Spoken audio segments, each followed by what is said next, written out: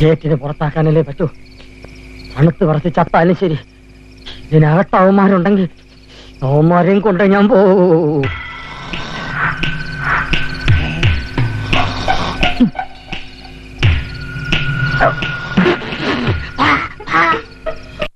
പൗർണമി ആയോണ്ട് നല്ല നിലാവുണ്ട്. നിർത്താൻ കാണണമെങ്കിൽ തുടക്കം മുതലേ കാണണം. പെട്ടെന്ന് വാ.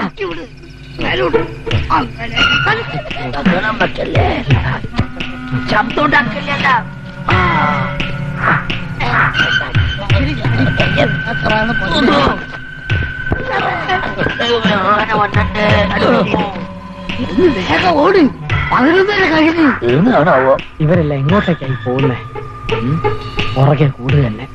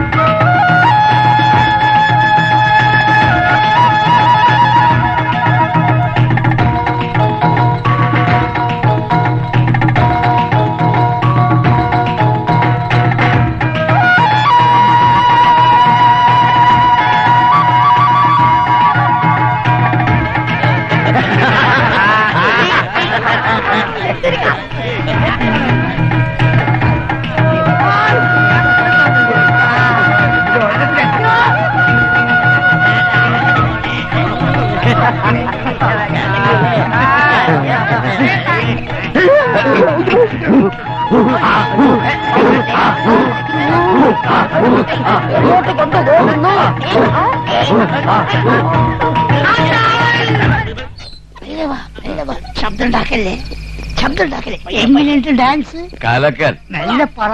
ആരോളാ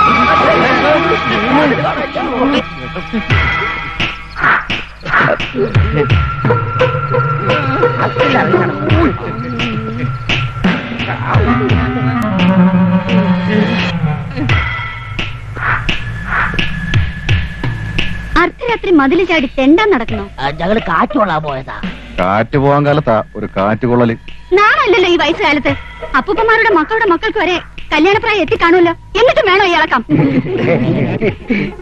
നിങ്ങളെ ഞാൻ അന്നേ നോട്ട് ചെയ്തിരുന്നു. ഇതിന്റെയൊക്കെ ലീഡർ നിങ്ങളല്ലേ? ഞാനല്ല, ഞാനൊരു അഭിപ്രായം പറഞ്ഞേ ഉള്ളൂ. ഇപ്പൊ തന്നെ 3 ഉണ്ടല്ലോ കസ്റ്റഡിയില്. ഇനിയും വേണോ? അതൊക്കെ പുള്ളിയുടെ ഒരു ഹോബിയാ. നാളെ നേരം പുലർന്നാൽ എല്ലാരും തിരിച്ചു വെക്കണം. വീട്ടിലേക്ക് മാത്രം ഞങ്ങളെ തിരിച്ചയക്കല്ലേ. ഒരു കാലത്ത് ഞങ്ങളെ പുറത്താക്കല്ലേ. പുറത്താകെ ഞങ്ങൾ അകത്താകും. ഇതെന്റെ ഭാര്യ അറിഞ്ഞാൽ അവളെ കൊല്ലും. ഇനി മേലിൽ ഇത് ആവർത്തിക്കരുത്. ഈ കോമ്പൗണ്ട് വിട്ട് ആരും വെളിയിൽ പോകരുത്. എല്ലാവരും അവരവരുടെ മുറിയിലേക്ക് പോണം.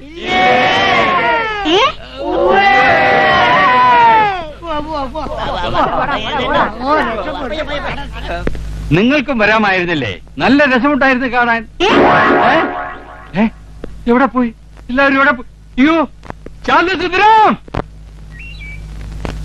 ചാലുകൈ കുളിർക്കുജങ്ങളും കുളിച്ചാലസൻ മുഖമുയർത്തി നീണ്ടത്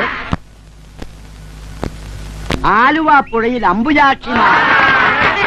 ഞാൻ പറയാം.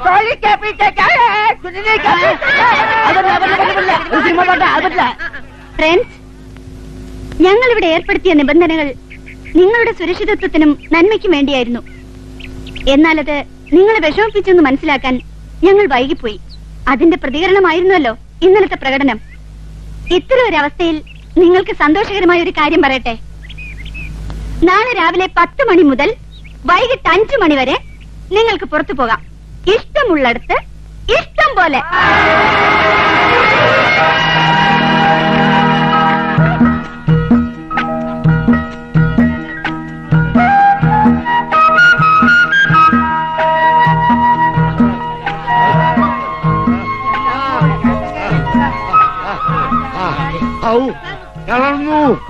ഇന്നത്തെ ഒരു ദിവസം നമ്മൾ ശരിക്കും എൻജോയ് ചെയ്തു. ആഹാ, ഒരു കവിത പോലെയുണ്ട് ഈ സ്ഥലം. നമുക്ക് കുറച്ചു നേരം ആ തണലിൽ പോയിരിക്കാം. വരൂ.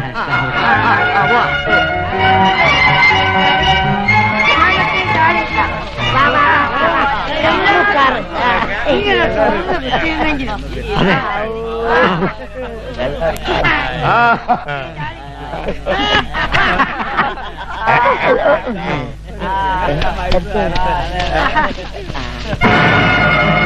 അയ്യോ തോക്ക്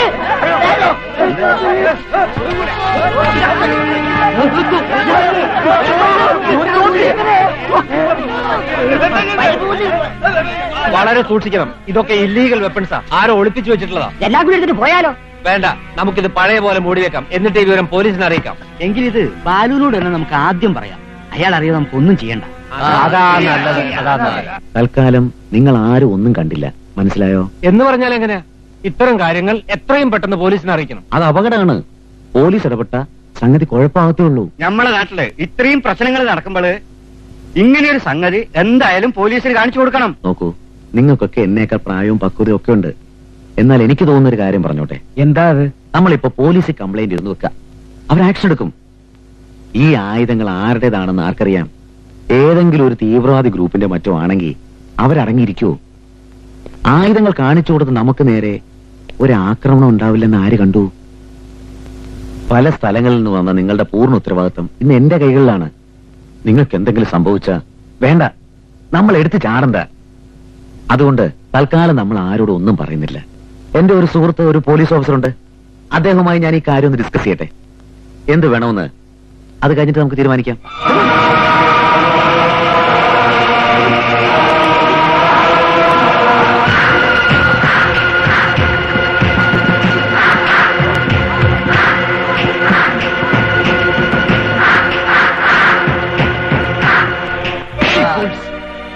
ഉത്തരവാദിത്തമില്ലാത്ത നായ്ക്കൾ.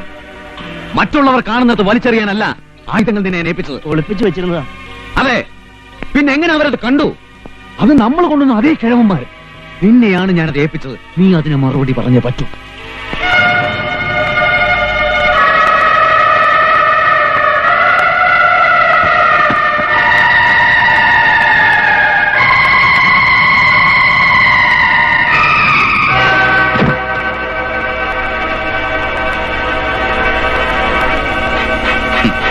സ്റ്റേറ്റ് പോലീസിന്റെ കസ്റ്റഡിയിലുള്ള നമ്മുടെ ആൾക്കാരെ വിട്ടുകിട്ടണം. അതാണ് നമ്മുടെ ലക്ഷ്യം. അതിനുവേണ്ടിയാണ് കേരളത്തിലെ പല പ്രമുഖന്മാരെയും ലൗലാൻഡിന്റെ മറവിൽ നമ്മളോട് കൊണ്ടുവന്നത്. അവരെ ആയുധങ്ങൾ കണ്ടറിഞ്ഞ സ്ഥിതിക്ക് എത്രയും വേഗം നമ്മൾ ദൗത്യത്തിലേക്ക് നീങ്ങണം.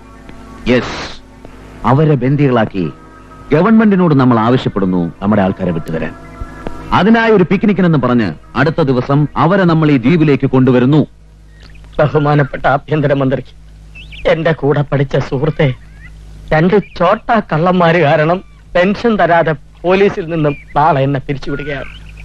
ഇതുമൂലമുണ്ടായ നാണക്കേടും മാനഹാനിയും സഹിക്കാൻ വയ്യാത്തത് കൊണ്ട് ഞാൻ ആത്മഹത്യ ചെയ്യുകയാണ്. എന്റെ മരണത്തിന് പ്രസ്തുത 2 പ്രതികളും നിങ്ങളുമാണ് ഉത്തരവാദികൾ. ലോകത്തെ വെറുക്കുന്ന ഒരു പാവം പോലീസുകാരൻ, ഉച്ചക്കഞ്ഞി രുദ്രംപിള്ള ഒപ്പ്. വീട്ടിൽ പോയി കഞ്ഞി കുടിച്ചിട്ട് ചത്താ കൊള്ളാവുന്നുണ്ടായിരുന്നു. സാരമല്ലേ, ഇത് കഴിഞ്ഞിട്ട് കുടിക്കാം. ദൈവം.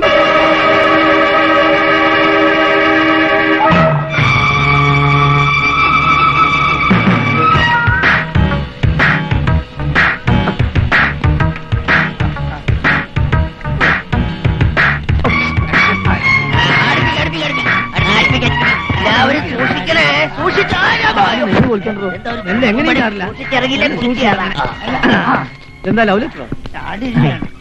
അയ്യോ,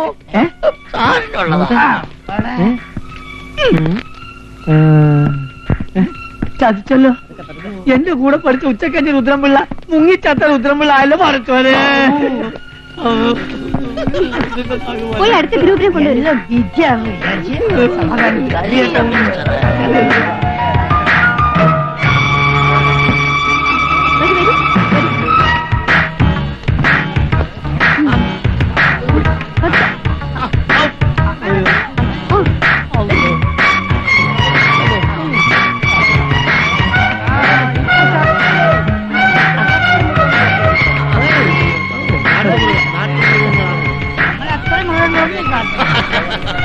ഇവരിതെങ്ങോട്ടാ? എങ്ങോട്ടായാലും ഇത്തവണയും വിടില്ല. ആത്മഹത്യ പിന്നെ ചെയ്യാം. ഏയ്.